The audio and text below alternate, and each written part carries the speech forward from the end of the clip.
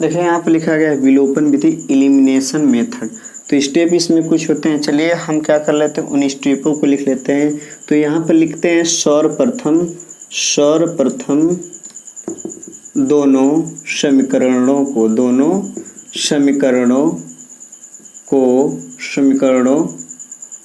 को एक सिद्ध में ऊपर कामा नीचे लिख लेते हैं। क्या कर लेते हैं, लिखते हैं या लिख लेते हैं। चलिए हो गया, पहला स्टेप हो गया हमारा। दूसरा स्टेप क्या है, देखिए यहाँ पर अब क्या करते हैं कि दिए गए समीकरण में x1 या मतलब a1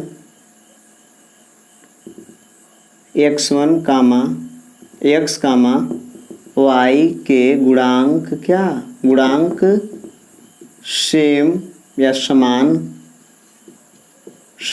करके एक चर को विलुप्त कर लेते हैं। क्या कर लेते हैं, विलुप्त कर लेते हैं। चलिए ठीक है, ये भी स्टेप हम समझ गए।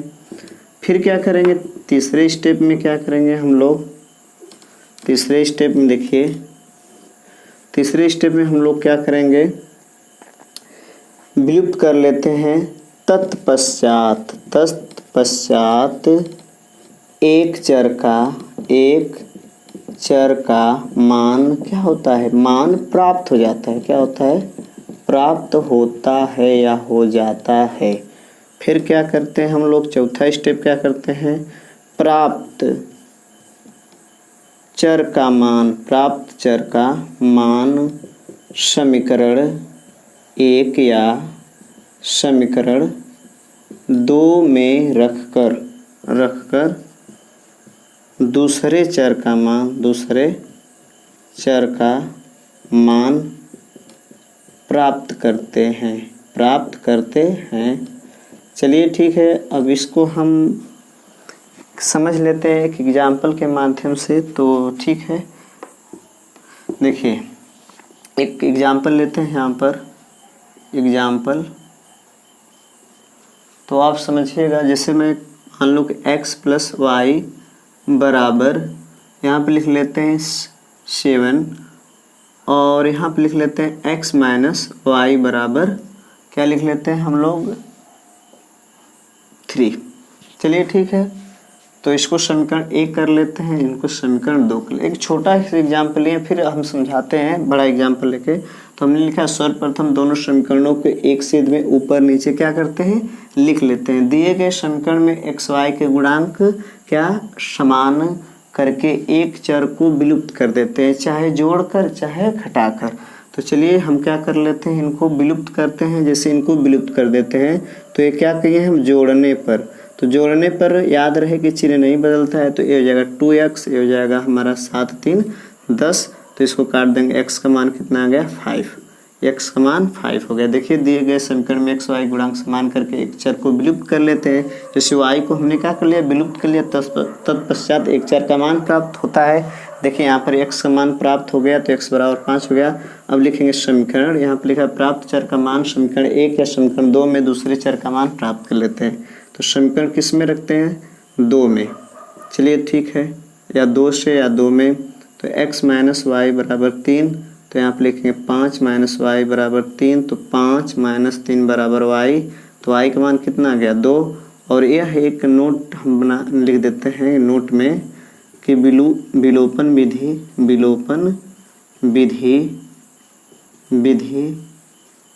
सभी विधियों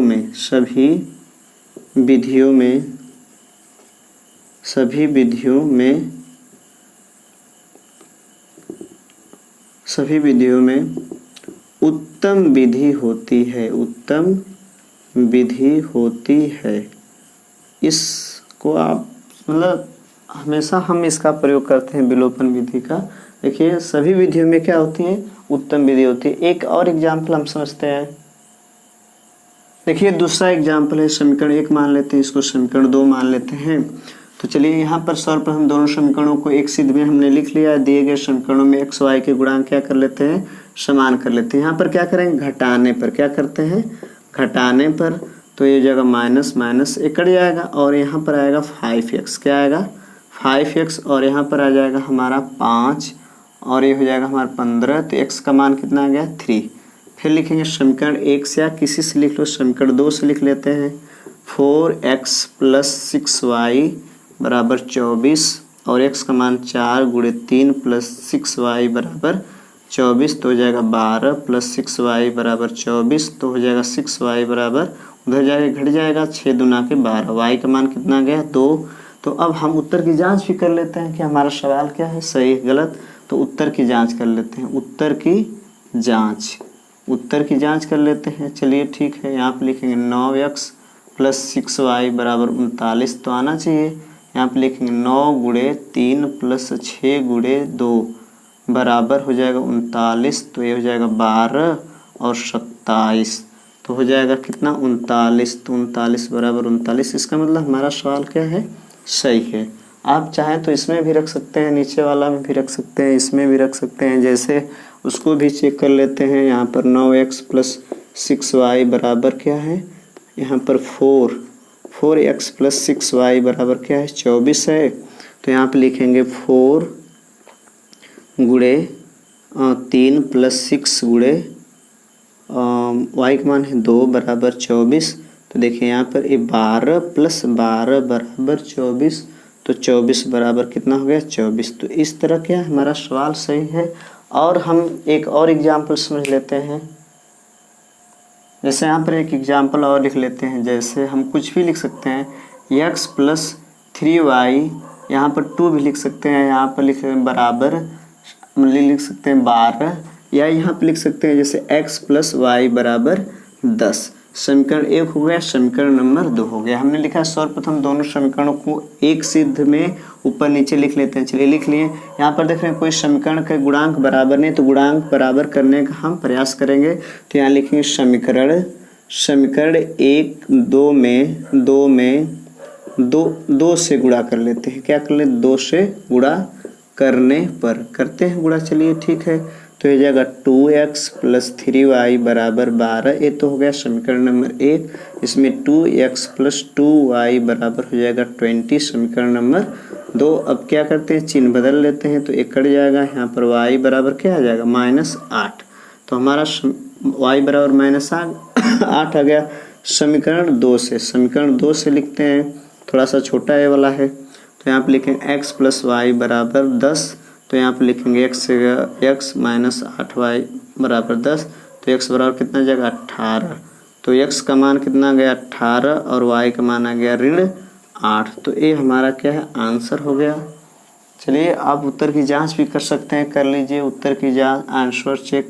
आंसर चेक देखिए कर लेते हैं, क्योंकि परीक्षा में हम चेक भी कर सकते हैं। 2x + 3y बराबर 12।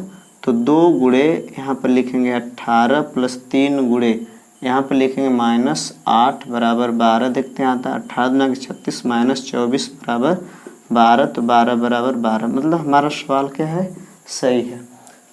चलिए अब हम पढ़ेंगे अगले वीडियो में ब्रजगुणन खंड विधि।